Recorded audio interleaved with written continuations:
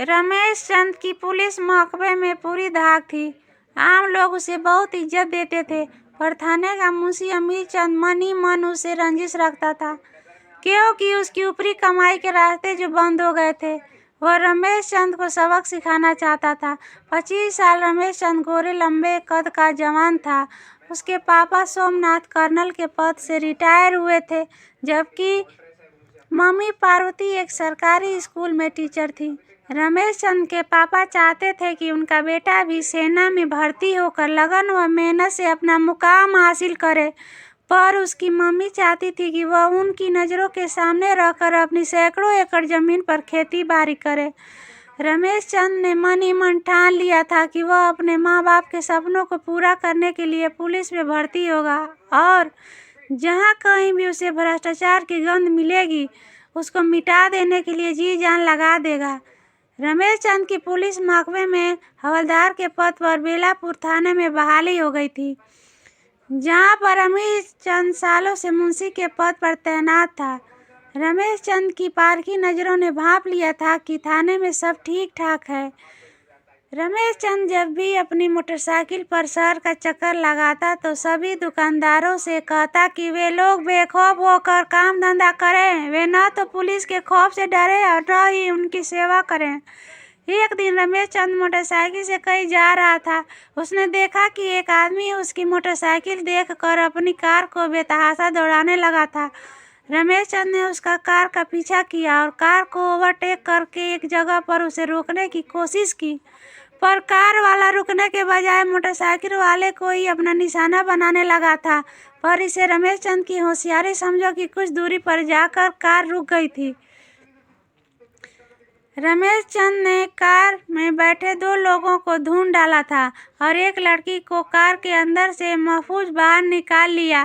दरअसल दोनों लोग अजय और निशान थे, जो कॉलेज में पढ़ने वाली शुभलता को उस समय अगवा करके ले गए थे, जब वो बारिश में बचने के लिए बस स्टैंड पर खड़ी घर जाने वाली बस का इंतजार कर रही थी। निशान शुभलता को जानता था और उसके कहा था कि वह भी उस और ही जा रहा है, इसलिए वह उसे उसके घर छोड़ देगा। शुभलता की आंखें तब डर से बंद होने लगी थी जब उसने देखा कि निशान तो गाड़ी को जंगल की रास्ते वाली सड़क पर ले जा रहा था। उसने गुस्से से पूछा था कि वह गाड़ी कहाँ ले जा रहा है, तो उसके गाल पर अजय ने जोरदार तमाचा जड़ते हुए कहा था, तू चुपचाप गाड़ी में बैठी रह, नहीं तो इस चाकू से तेरे जिस्म के टुकड़े टुकड़े कर दूंगा। तब निशांत ने अजय से कहा था, पहले हम बारी बारी से इसे भोगेंगे, फिर इसके जिस्म को इतने घाव देंगे कि कोई इसे पहचान भी नहीं सकेगा। पर रमेश चंद के अचानक पीछा करने से न केवल उन दोनों की धुनाई हुई थी, बल्कि एक कागज पर उनके दस्तखत भी करवा लिए थे, जिस पर लिखा था कि भविष्य में अगर शहर के बीच उन्होंने किसी की इज्जत पर हाथ डाला या कोई बखेड़ा खड़ा किया तो दफा 376 का केस बनाकर उनको सजा दिलाई जाए। शुभलता की दास्तान सुनकर रमेश चंद ने उसे दुनिया की ऊंच नीच समझाई और अपनी मोटरसाइकिल पर उसे उसके घर तक छोड़ आया। शुभलता के पापा विशंबर एक दबंग किस्म के नेता थे। उनके कई विरोधी भी थे जो इस ताक में रहते थे कि कब कोई मुद्दा उनके हाथ आ जाए और वे उनके खिलाफ मोर्चा खोले। विशंबर विधायक बने, फिर धीरे धीरे अपनी राजनीतिक इच्छाओं के बलबूते पर ही चंद ही सालों में मुख्यमंत्री की कुर्सी पर बैठ गए। सिर्फ मुख्यमंत्री विशंबर की पत्नी चंद्रकांता ही इस बात को जानती थी कि उनकी बेटी शुभलता को बलात्कारियों के चुंगल से रमेश चंद ने बचाया था। बेलापुर थाने में नया थानेदार रुलदू राम आ गया था। उसने अपने सभी मातहत मुलाजिमों को निर्देश दिया था कि वे अपना काम बड़ी मुस्तैदी से करें, ताकि आम लोगों की शिकायतों की सही ढंग से जांच हो सके।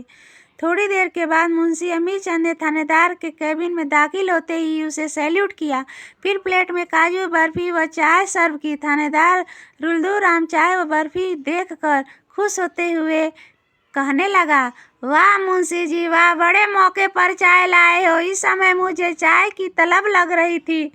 मुंशी जी, इस थाने का रिकॉर्ड अच्छा है ना, कहीं गड़बड़ तो नहीं? थानेदार रुलदू राम ने चाय पीते हुए पूछा। सर, वैसे तो इस थाने में सब कुछ अच्छा है, पर रमेश चंद हवलदार की वजह से यह थाना फल फूल नहीं रहा है। मुंशी अमीर चंद ने नमक मिर्च लगाते हुए रमेश चंद के खिलाफ थानेदार को उकसाने की कोशिश की। थानेदार रुल्दूराम ने मुंशी से पूछा, इस समय वह हवलदार कहाँ है? जनाब, उसकी ड्यूटी इन दिनों ट्रैफिक पुलिस में लगी हुई है। इसका मतलब यह है कि वह अच्छी कमाई करता होगा। थानेदार ने मुंशी से पूछा।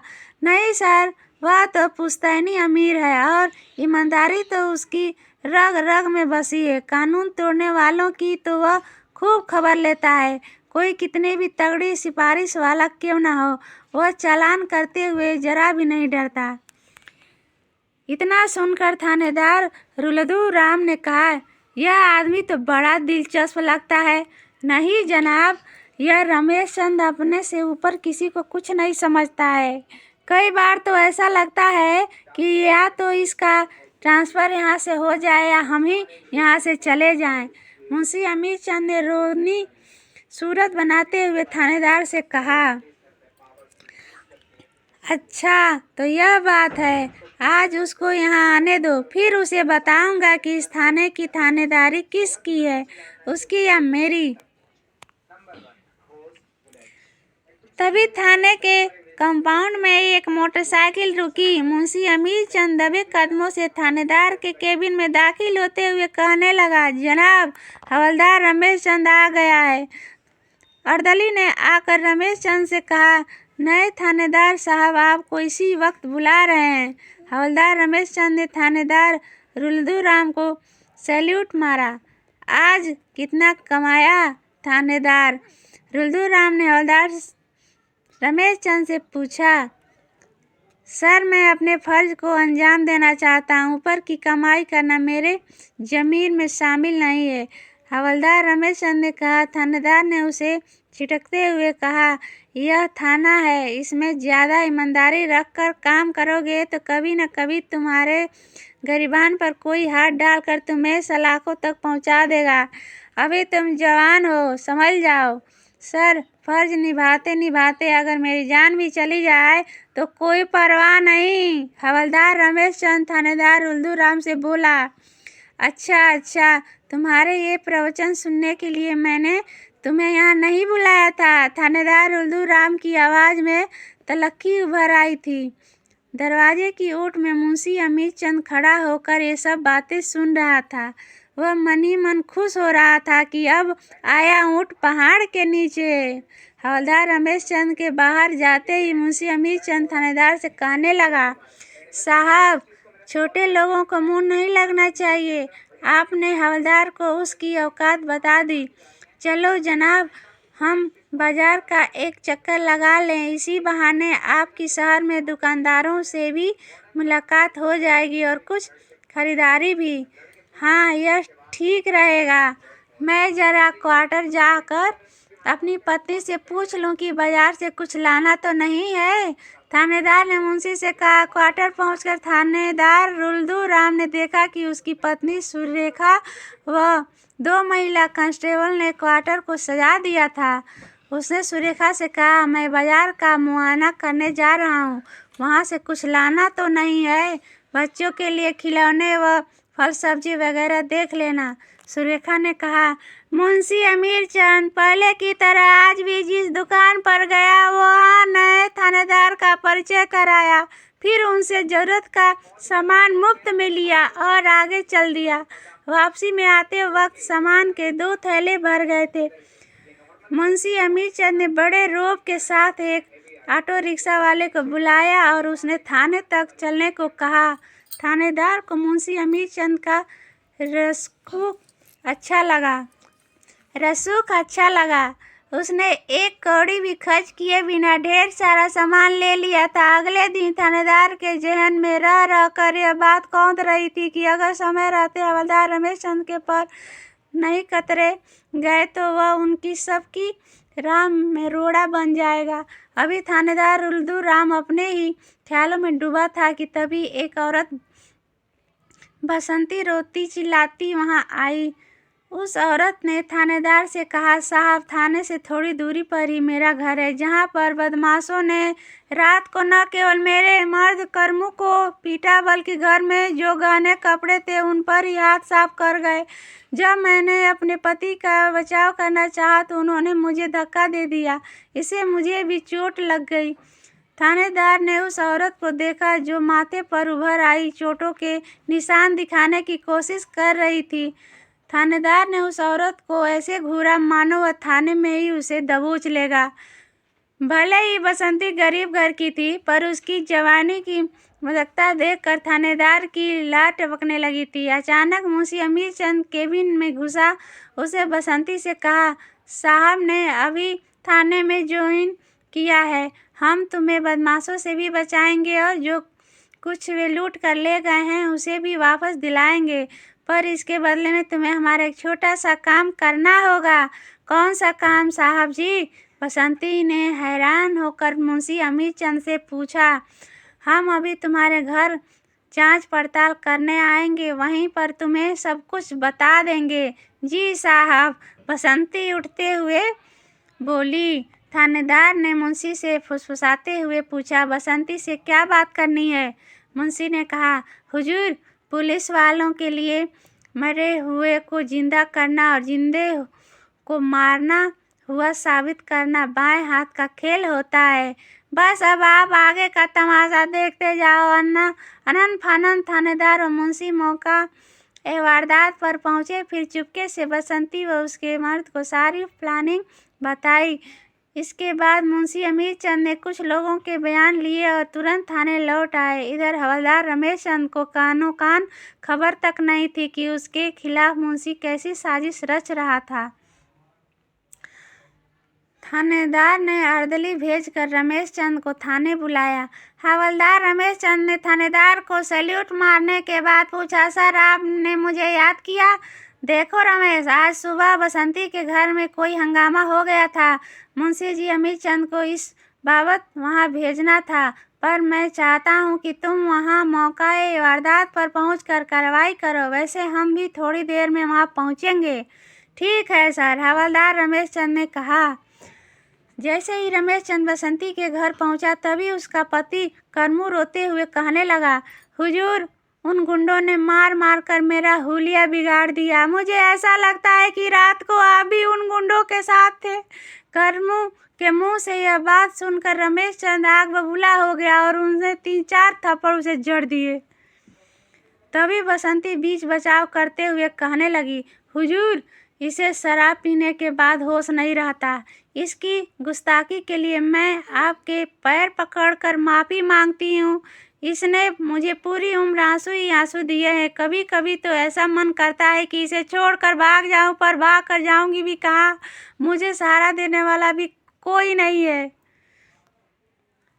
आप मेरी खातिर गुस्सा थूक दीजिए और शांत हो जाइए। मैं अभी चाय नाश्ते का बंदोबस्त करती हूँ। बसंती ने उस समय ऐसे कपड़े पहने हुए थे कि उसके उभार नजर आ रहे थे। शरबत पीते हुए रमेश की नज़रें आज पहली दफ़ा किसी औरत के जिस्म पर फिसली थी और वह औरत बसंती ही थी। रमेशचंद बसंती से कह रहा था, देख बसंती, तेरी वजह से मैंने तेरे मर्द को छोड़ दिया, नहीं तो मैं इसकी वह गत बनाता कि इसे चारों ओर मौत ही मौत नजर आती। यह बोलते हुए रमेशचंद को नहीं मालूम था कि उसके शरबत में तो बसंती ने नशे की गोलियां मिलाई हुई थी। उसकी मदहोश आंखों में अब न जाने कितनी बसंतियां तैर रही थीं। ऐन मौके पर थानेदार उल्लू राम व मुंशी अमीरचंद वहां पहुंचे। बसंती ने अपने कपड़े फाड़े और जानबूझकर रमेशचंद की बगल में लेट गई। उन दोनों ने उनके फोटो खींचे। वहां पर शराब की 2 बोतलें भी रख दी गई थीं। कुछ शराब रमेशचंद के मुंह में भी उड़ेल दी थी। मुंशी अमीरचंद ने तुरंत हेडक्वार्टर में डीएसपी को इस सारे कांड के बारे में सूचित कर दिया था। डीएसपी साहब ने रिपोर्ट देखी कि मौका वारदात पर पहुंचकर हवलदार रमेशचंद ने रिपोर्ट लिखवाने वाली औरत के साथ जबरदस्ती करने की कोशिश की थी। डीएसपी साहब ने तुरंत हवलदार रमेशचंद को नौकरी से सस्पेंड कर दिया।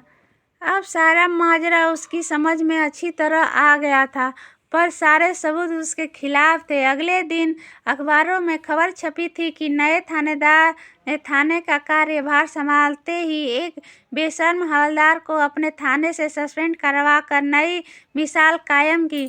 रमेश चंद हवालात में बंद था, उस पर बलात्कार करने का आरोप लगा था। इधर जब मुख्यमंत्री विशंबर की पत्नी चंद्रकांता को इस बारे में पता लगा कि रमेश चंद को बलात्कार के आरोप में हवालात में बंद कर दिया गया है तो उसका खून खौल उठा। उसने सुबह होते ही थाने का रुख किया और रमेश चंद की जमानत देकर रिहा करवाया। रमेश चंद ने कहा, मैडम आपने मेरी नीयत पर शक नहीं किया और मेरी जमानत करा दी। मैं आपका यह एहसान कभी नहीं भूलूंगा। चंद्रकांता बोली, उस वक्त तुमने मेरी बेटी को बचाया था, तब यह बात सिर्फ मुझे, मेरी बेटी व तुम्हें ही मालूम थी। अगर तुम मेरी बेटी को उन बहसी दरिंदों से न बचाते तो न जाने क्या होता और हमें कितनी बदनामी झेलनी पड़ती।